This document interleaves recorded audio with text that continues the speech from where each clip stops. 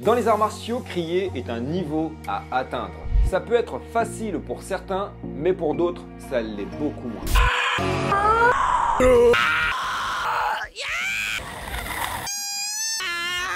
Pour plusieurs raisons. Crier demande de savoir utiliser ses différents organes, comme les poumons, l'abdomen, les cordes vocales ou bien le diaphragme. Le diaphragme, parlons-en. Le diaphragme est un muscle qui forme une coupole au-dessus des organes de l'abdomen et qui les sépare des organes situés dans le thorax. Le diaphragme est le moteur principal de la respiration et certains ne l'exploitent pas comme il le faudrait pour crier de façon martiale.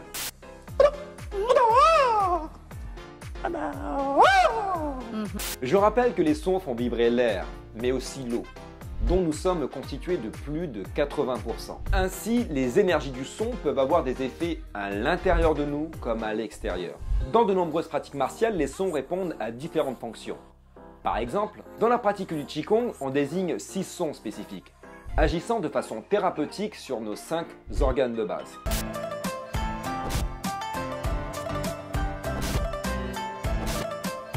Pour parler de conflits extérieurs, si certains ne parviennent pas à crier, c'est à cause de la peur du regard des autres, du jugement, de la peur du ridicule.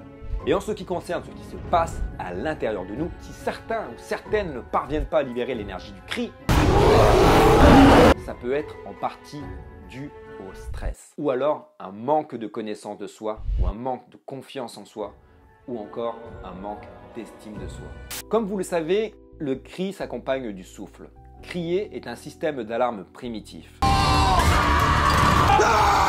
Parce qu'il active directement une zone du cerveau, l'amygdale, qui génère notamment la peur et le stress. Pour vous expliquer pourquoi nous crions dès notre naissance, c'est pour déplisser nos alvéoles pulmonaires, puisque nous passons de l'élément liquide à l'air.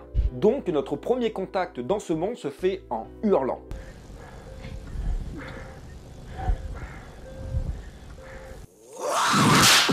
Je ne vous ai pas vraiment tout dit.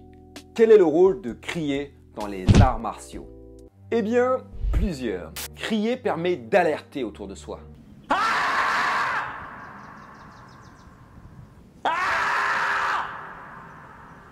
Et de surprendre l'assaillant. Cette action peut également servir de tactique pour effrayer ou déstabiliser. So I just... Okay. Et c'est aussi une manière de manifester sa volonté. Ah bien. Ouais. Crier joue un rôle sur la qualité de nos muscles et du gainage abdominal. Crier a une fonction antalgique, ce qui veut dire que crier calme la douleur. Mais attention, calmer ne veut pas dire annuler la douleur. Que ça soit bien clair entre toi et moi là, tu vois là.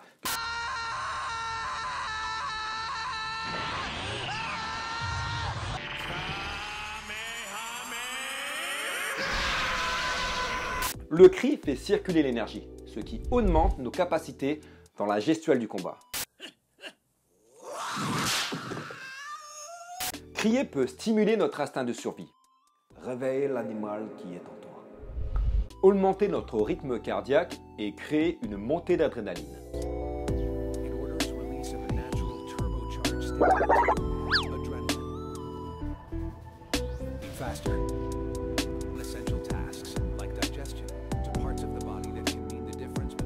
Crier permet de soutenir le corps épuisé et collecter en soi toute l'énergie disponible.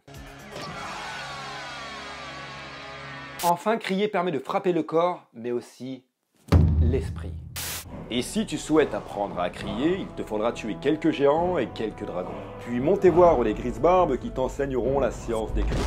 Cela dit, crier n'est pas obligatoirement nécessaire en cas d'agression. On peut aussi bien utiliser le souffle pour faire circuler l'énergie. Pour continuer, on s'est tous déjà fait mal en se cognant dans un objet. Non. Ah, menteur, va. Oh, toi, t'es un menteur, toi. En prononçant le son aïe accompagné du souffle et de la douleur. Et de l'agitation du membre concerné. Tu peux arrêter. Excusez-le. Oh, tu te calmes. Et même parfois accompagné de quelques gros mots, on va pas se mentir. puisqu'il contribue également à diluer l'intensité de la douleur en attirant l'attention de notre cerveau dans nos pensées injustes, dans notre mécontentement émotionnel. Quand on se cogne, vous remarquez bien qu'il est très difficile de rester inexpressif et immobile. Aïe.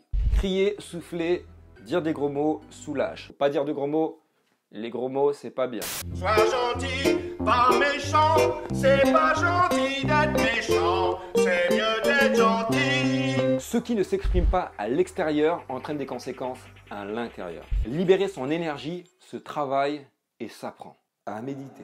En ce qui relève des expériences, ce que je peux t'inviter à faire, si tu as la possibilité d'expérimenter une frappe à l'entraînement ou bien chez toi sur un sac de frappe et non pas sur ta mère ou sur ton frère ou sur qui que ce soit, frappe une fois sans crier, sans souffler et frappe une fois en criant avec le souffle. Tu ressentiras la différence si tu es bien intentionné. Voilà, faites-moi part de vos expériences en commentaire et si cette vidéo vous a plu, je vous dis à très bientôt, c'était Lutao.